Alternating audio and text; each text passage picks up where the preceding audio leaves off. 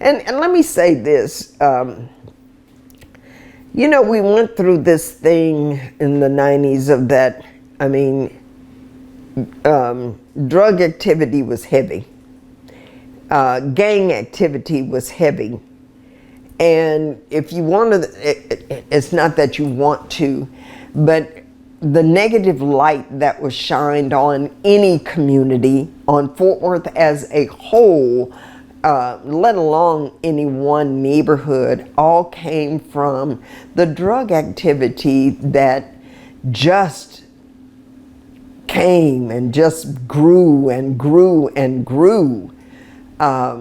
I was never so happy to see my twins graduate from high school, because I didn't have to worry about them being knifed or shot at school. When did they graduate from high school? 87, with the twins graduated. My oldest daughter was 86. And it was, every day I steeled myself for a call.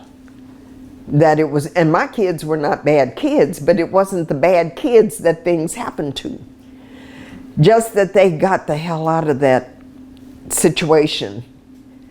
Not that it was any better, you know, I mean, because we were still here, but they weren't in the school system where all this stuff was just coming out of nowhere. And that was in the 80s and 90s? Mm-hmm, mm-hmm. The 90s, it really got worse, because that's when the, they had the DARE program. Oh, DARE, yeah. was put into place, and the weed and seed program was put into place.